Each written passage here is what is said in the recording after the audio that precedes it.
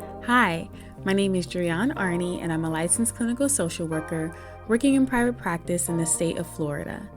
Welcome to the Cultivative Conversation podcast, where I engage listeners in conversation about mental health related topics and use questions designed to assist with exploring themes of gratitude, nostalgia, sharing, and learning, to normalize mental hygiene, and to invoke togetherness and intimacy through conversation.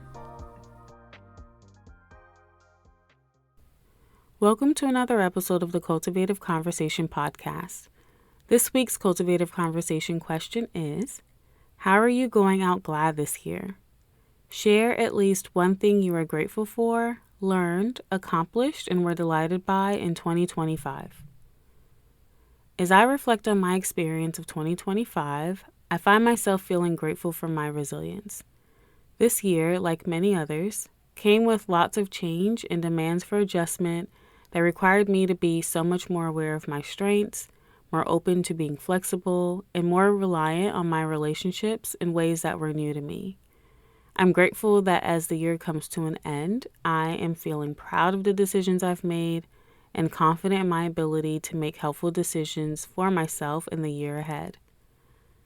In 2025, I spent a significant amount of time missing a younger version of me who was so sure of themselves, fearless in their decision-making, and excited by challenge because they believed that they could do anything.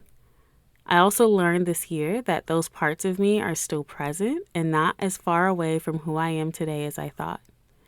They show up differently now because my circumstances are now different, and I'm learning to recognize when those parts are showing up for me in the ways I most need now. I accomplished a lot this year.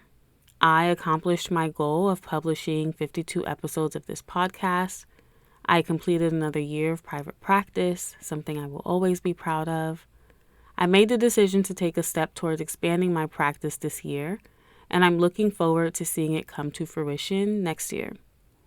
I completed another year of full-time work that allowed me to maintain my practice's mission of making mental health therapy financially accessible. I visited with family more often, I checked in with friends more often, and I went skydiving again this year. I also accomplished true closure in a significant relationship and forgiveness in a few others, which led to freedom within the one I have with myself. My list of delights this year include my baking and cooking wins, especially during this holiday season. I perfected a new shrimp recipe, and my cinnamon roll cookies and mac and cheese were a hit with my family. I was also delighted by the time I spent with my friends and family, by many of the interactions I shared in with my clients, by the lunches I've taken on my patio, and by the ways in which the team of clinicians that I work with banded together to support one another through advocacy. Maybe for the first time ever, I am not anticipating the start of a new year as a new start. Instead, I am looking forward to maintaining and growing within what I've already started. It's not too late to share your 2025 reflections. If you would like to join in on the conversation, please use the link in the episode description to send me a message. The Cultivative Conversation podcast will be back for season 6 in the new year. I look forward to checking in with you then. Until next time, take care.